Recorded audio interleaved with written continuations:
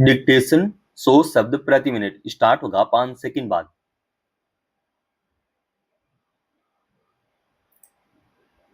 Start. भारतीय सभ्यता में स्वच्छता एक गहरा वैज्ञानिक और आध्यात्मिक संस्कार ही रही है। एक दौर था जब सुबह की शुरुआत चूल्हे की राख और मिट्टी की सौंधी खुशबू से होती थी, जो वास्तव में उस समय की जीवन शैली की एक महत्वपूर्ण कड़ी थी। वैज्ञानिक दृष्टि से देखा जाए तो वह सूक्ष्म रसायन विज्ञान का एक उत्कृष्ट उदाहरण था, मगर आज का आधुनिक समाज इसे पिछड़ेपन की निशानी समझकर त्याग चुका है। इसे विडंबना ही कहा जाएगा कि हम टेलीविजन विज्ञापनों में नींबू और नमक की शक्ति खोज रहे हैं, जबकि हमारे पूर्वज इन्हीं प्राकृतिक तत्वों के साथ रसायन मुक्त जीवन जी रहे थे। वर्तमान में हम सुविधा के नाम पर डिब्बाबंद रसायनों तक तो पहुंच गए हैं, लेकिन इस यात्रा में हमने स्वच्छता की मूल परिभाषा को ही खो दिया है।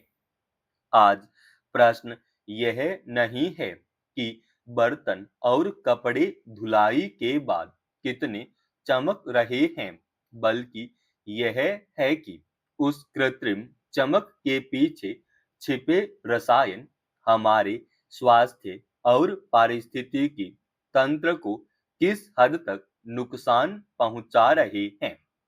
वैज्ञानिक नजरिए से देखा जाए तो राख कोई अपशिष्ट नहीं, बल्कि एक शक्तिशाली अपघर्षक और क्षारीय एजेंट है।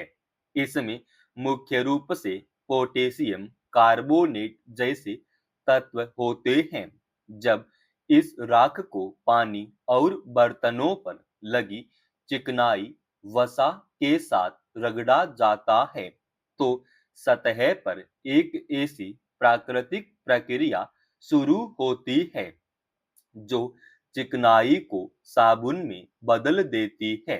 इसके अतिरिक्त राख का उच्च पीएच स्तर इसे एक प्राकृतिक कीटाणुनाशक बनाता है, जो सूक्ष्म जीवों की कोशिका भित्ति को नष्ट कर उन्हें मार देता है। यह तकनीक न केवल शून्य लागत और किफायती थी, बल्कि मिट्टी और जल के लिए भी पूरी तरह सुरक्षित थी। औद्योगिकरण ने हमें सुविधा के आवरण में सिंथेटिक डिटर्जेंट सौंप दिए। वैज्ञानिक रूप से ये रसायन पानी की पृष्ठ तनाव को कम कर सफाई तो करते हैं, लेकिन इनसे हमारे स्वास्थ्य को भी नुकसान पहुंचता है। त्वचा संबंधी समस्याओं के अलावा ये रसायन बर्तनों की सतह पर एक अदृश्य परत छोड़ देते हैं।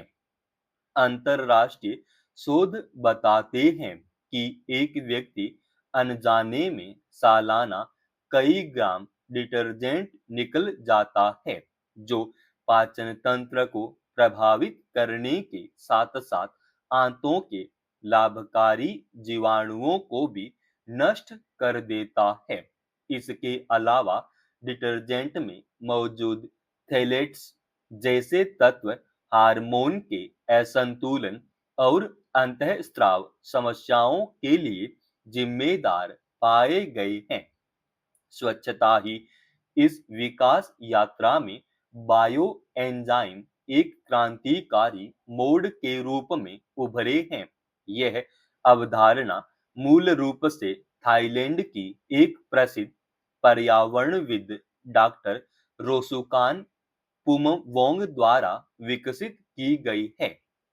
बायो एंजाइम फलों के छिलकों, गुड़ और पानी के किण्वन से तैयार एक जैविक अर्क है, जहां रासायनिक डिटर्जेंट पानी के पृष्ठ तनाव पर काम करते हैं। वहीं बायो एंजाइम का विज्ञान प्रोटीज, एमाइलेज और लाइपेज जैसे सक्रिय एंजाइम पर आधारित है।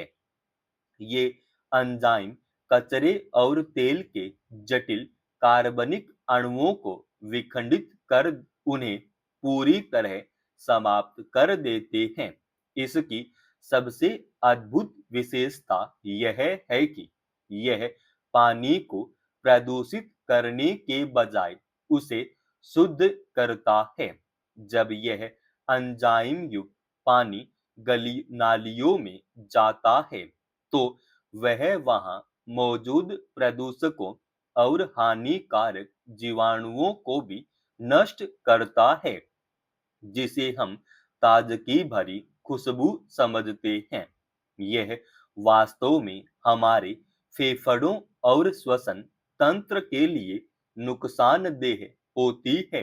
भारत के कानूनी ढांचे और वैश्विक पर्यावरणीय मानकों के परिप्रेक्ष्य में देखा जाए तो बायो एंजाइम का उपयोग अब केवल व्यक्तिगत पसंद का विषय नहीं रह गया है, बल्कि यह एक अनिवार्य नागरिक कर्तव्य बन चुका है।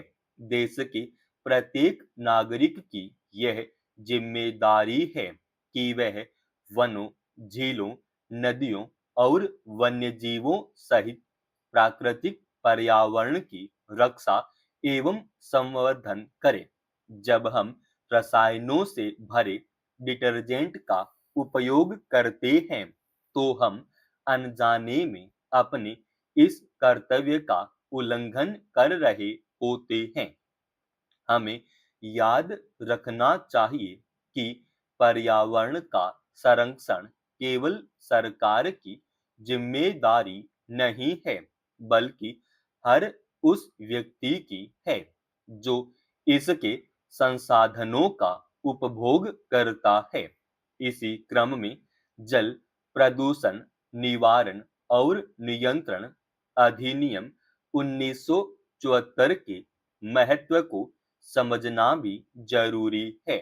यह अधिनियम स्पष्ट रूप से नदियों और जल निकायों में किसी भी हानिकारक या प्रदूषणकारी पदार्थ के विसर्जन को प्रतिबंधित करता है।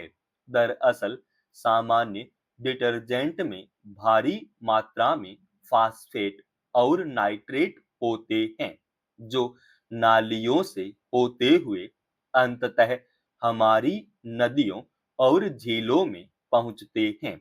यहाँ एक गंभीर समस्या उत्पन्न होती है, जिसे वैज्ञानिक भाषा में न्यूट्रोफिकेशन कहा जाता है। यानी डिटर्जेंट का फास्फेट पानी में मौजूद जंगली घास और शैवाल के लिए खाद का काम करता है।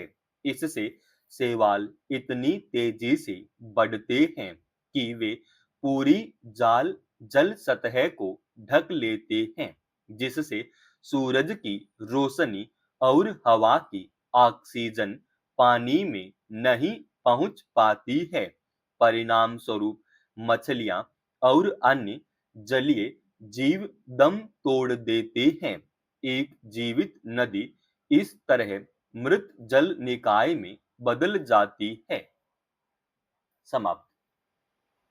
दोस्तों, रोजाना ऐसे एडवांस डिक्टेशन के लिए चैनल को आप अभी सब्सक्राइब कीजिएगा और आज के इस डिक्टेशन का पीडीएफ फाइल हमने हमारे Telegram channel study with H Swami पे डाल दिया है, जिसका लिंक इसी वीडियो के डिस्क्रिप्शन में डाल रखा है।